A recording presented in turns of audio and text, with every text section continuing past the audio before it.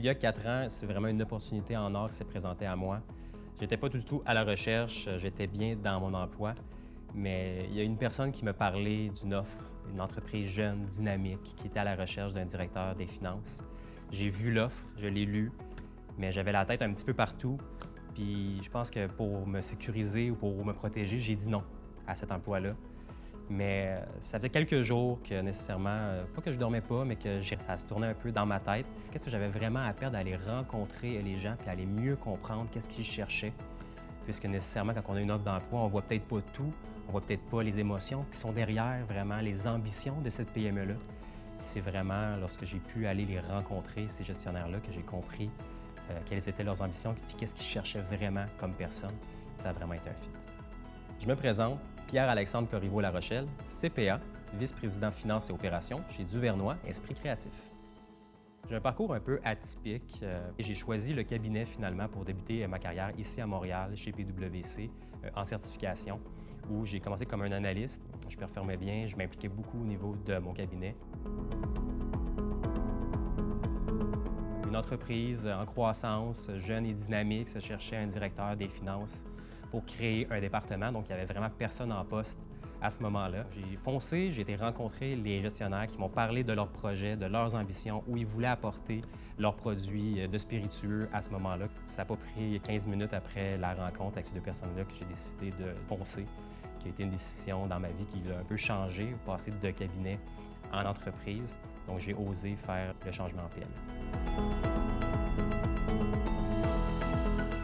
Un CPA en PME, ça peut faire beaucoup de choses. Je pense pas qu'il y a de description. Dans mon cas, à moi, c'est peut-être un peu plus particulier parce que justement, il n'y avait pas personne en poste. Donc, j'avais la responsabilité à la fois de commander les matières premières, planifier la production, m'assurer que les besoins en liquidité étaient comblés, faire les fins de mois, entrer les factures, faire la paie. Donc, vraiment, au début, j'avais un rôle 360 qui allait bien au-delà de juste un directeur des finances. Plus que les années passèrent ou plus que les mois passèrent, on a vraiment essayé de construire un département qui était plus complet, avec d'autres talents. Et présentement, on va dire que j'ai un poste un petit peu différent. Je suis vraiment davantage sur le 3 ans ou le 1 an et demi à 3 ans. Donc, essayer de voir comment notre vision qui s'en vient, comment nos ambitions puis notre stratégie va devoir être soutenue au niveau financier et au niveau de la production. Donc, vraiment de superviser mes collègues maintenant, autant en production qu'en finance. Également, je m'occupe au quotidien un peu plus du développement de certains départements. Donc, j'ai la responsabilité au niveau, par exemple, des ventes et également au niveau de la production, comme je le mentionnais. Ce que j'aime dire avec Nicolas, c'est que moi, je suis un intrapreneur, donc je ne suis peut-être pas prêt à prendre 100 des risques. Par contre, je vais présenter les meilleures solutions pour l'entreprise, comme c'était mon entreprise, pour qu'ils puissent comprendre que moi, j'ai besoin justement de liberté, puis j'avais besoin justement de sa confiance. Puis rapidement, on a vu qu'on trouvait cet équilibre-là.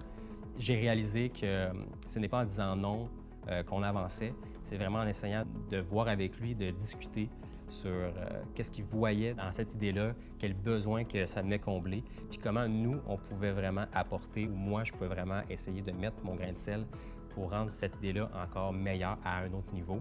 Également, avec l'entrepreneur, qu'est-ce qu'il faut comprendre, c'est que notre formation de CPA nous apporte d'autres compétences. Donc oui, on a la comptabilité, et on doit se le dire, mais on a également une formation qui est complète. Donc pour un entrepreneur, ça devient vraiment un atout important dans le sens où, même s'il pose une question en lien avec la comptabilité, il faut vraiment avoir en tête toutes les sphères. Donc, est-ce qu'il y a des impacts qu'il va avoir en vente? Est-ce qu'il va y avoir des impacts qu'il va avoir en marketing? Donc, il faut vraiment apporter une réflexion complète pour que lui puisse par la suite prendre, on va dire, la meilleure décision pour l'entreprise. Donc, il ne faut vraiment pas se limiter uniquement à la comptabilité. Puis c'est vraiment ça qui fait que notre, on va dire, notre relation là, ou notre fit entre Nicolas et moi est vraiment gagnante. La fameuse aventure du désinfectant, je pense que tout le monde a été touché par la pandémie.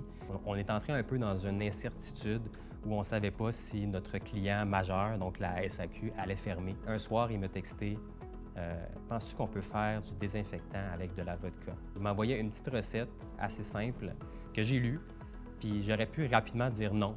Mais ce que j'ai répondu à Nicolas, c'est que j'ai dit que c'était pas fou, que je crois qu'on était capable, qu'il fallait faire quelques recherches, mais que tout semblait être faisable. On est vraiment mettre cette idée-là au profit à la fois de la communauté en produisant, mais également pour notre PME, vraiment en continuant à mettre nos emplois à l'avant, puis qu'on puisse accomplir, on va dire, à la fois un petit baume là, pour la société aussi. La progression de carrière en PME peut parfois paraître limitée, dans le sens où je l'entends souvent, il n'y a pas beaucoup de CPA, quels sont les rôles qui pourraient s'offrir à moi, il n'y a pas nécessairement de progression qui est possible. Ce que je dis souvent à ces gens-là, c'est qu'il y en a plusieurs. Donc oui, en effet, il peut y avoir une progression vers le haut, donc une personne qui quitterait, qui pourrait peut-être laisser sa place. On a des compétences qui sont vraiment transversales. On n'a pas seulement la comptabilité, puis la progression, elle peut se faire à d'autres niveaux. Puis pas nécessairement seulement en finance. On peut prendre d'autres chapeaux, comme par exemple en opération ou en production, pour vraiment aller chercher la progression que nous, on veut. Encore une fois, c'est nous qui va mettre nos propres limites au niveau de la progression. Une autre chose que je dis souvent, c'est qu'en PME, ça peut changer extrêmement vite. Donc, la croissance, elle peut arriver du jour au lendemain. Donc, on a rarement une vue très claire de qu'est-ce qui s'en vient. Donc, il faut se laisser un peu bercer par cette incertitude-là, puis être capable d'aller vraiment saisir les opportunités-là quand ils se présentent. Donc, il faut garder l'œil ouvert, être impliqué et surtout avoir du fun. Et c'est sûr que la progression va suivre.